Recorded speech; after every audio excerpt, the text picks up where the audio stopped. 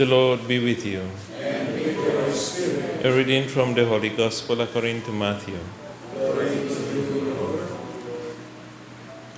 People brought little children to Jesus for him to lay his hands on them and say a prayer. The disciples turned them away, but Jesus said, Let the little children alone, and do not stop them coming to me. For it is to such as these that the kingdom of heaven belongs. Then he laid his hands on them and went on his way. The Gospel of the Lord. Praise to you, Lord Jesus Christ. Let the little children come to me. When I read these words yesterday as I was preparing for this reflection, I thought of an incident that happened sometime when I was in Kenya. There was one of our senior men and respected member who had come to our parish, and he was meant on going around in all the outstations, we call them like barangays, to talk about child abuse, to bring this consciousness to people. And of course, I knew what this was about, but I also knew the kind of African mentality on all this, especially when it comes to child discipline. How do you cut that line between child discipline and child abuse? In Africa, we don't. People would discipline children really very well. So this man came to one of the outstations. I brought him with me. He's a European from Netherlands. And then he started talking to the people and said, you have no rights to touch, even to flog your child, or to shout at your child and everything. And people laughed at him, seriously. Like, they said, you cannot tell us not to beat our children when they have done something wrong. It is the way we were brought up, and that is the way we have to make our children to grow.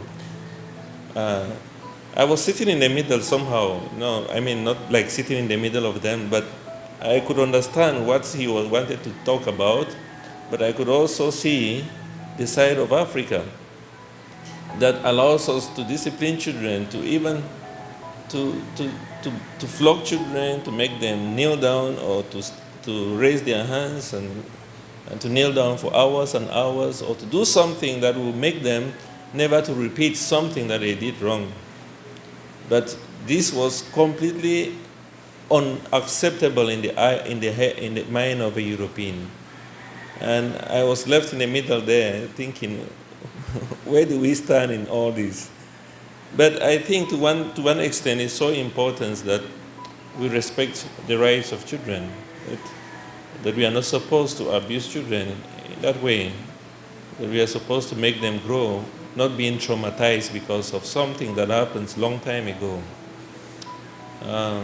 But at the same time, we are losing a lot about the discipline for children.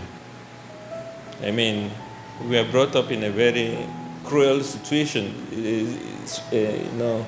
Like if we didn't go for Mass, we had to have a very valid reason for why we did not go for Mass. Or if we did not attend classes, we had to have a very valid reason for that. And if, for instance, a teacher had flogged you in school for doing something wrong, you dare not come and tell your parents if you are flogged in school. You will be flogged more. And they would not accept that. They will say, what did you do that a teacher had to flog you? And they will start all over to flog you again. So if something happened to you in school, you had to be very, very quiet about it and just be humble and learn from that experience. Not to complain about it to anybody, otherwise you'll be in trouble. Jesus says in the gospel today, let the children come to me. This is a very, very serious question now, especially during these days where we say we have to let the children decide for themselves what they want. We are losing some sense also of parenthood, which is meant to direct the children towards the right direction, to put them on the right path. We could, this is also one of the reasons, they could use this text also to justify infant baptism. And when Protestants say, why do you baptize a child when he's still a baby? You should let that child to grow and make the decision for themselves. I mean, parents, if you know what is good for your children, you should give your children that. If baptism is the most wonderful thing for the child, if you feel baptism is of great value, you should let the children be baptized. Just like, for instance, if they are given a vaccine, for instance, when we had the COVID, you can't say, no, let the child grow up and then he will decide for himself whether to take the vaccine or not. I think the parents would know what is good for the child and say, no, this child needs this vaccine. You don't have to wait for the child to grow up to get that. He might not be able to live long enough to be able to receive the vaccine. So, in the same way, if this is about a spiritual life, then we have an obligation as parents to bring our children closer to Jesus, even when they have not reached the age of reason. So, the book of Proverbs, chapter 22, verse 6, it says that bring up a child in the way he should grow, so that when that child grows up, the child will not depart from that. That's why we all have an obligation to bring children to Jesus. And then going back to the issue of discipline again, that we live in a world now where it's really a pity at times when you go around the place and you ask parents, why did your child not come to church today? I said, no, he was sleeping. That's just a reason. He was sleeping. What did you do about that? Nothing.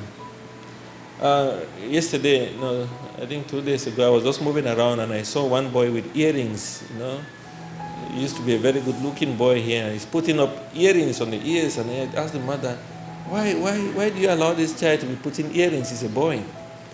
And he said, no, he's just decided to do that. I've refused and he has not stopped that. No, that is not what we should allow to be happening. I mean, we should not force them, but we should not also allow them. We must be able to stamp ourselves as parents and say, if you want to do this, then you are not going to live under my roof. This is my house, and people must go by that room. It's not an abuse, but that we have lost.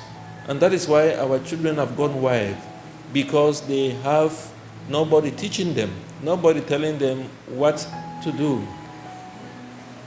And of course, they will choose the easy path. They will choose the path that they found on Google. They will choose the path that they find on the internet and all that.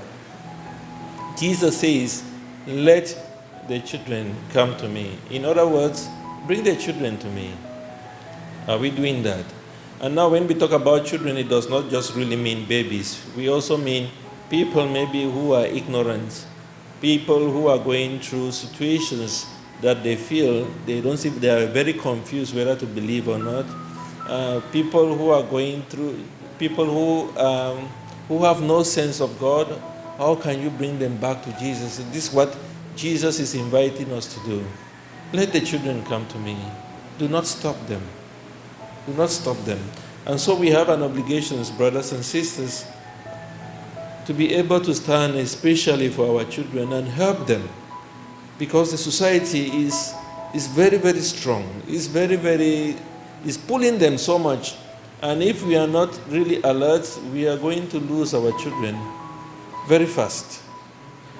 It's true, they have a right. We must remember that even in the state of affairs, in the civil level, we would say that a child only reaches the age of reason at 18.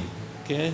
So why should we allow them to make decisions when they are below 18? Why do we just let them be at that age? So my dear brothers and sisters, we must be able to help our children. Show them the right path, whatever it takes to do that. Show them the right path, insofar as you don't abuse them and make them get traumatic experiences that might affect them in the future. Do everything you can to discipline them. Discipline is not sin. Discipline is not abuse.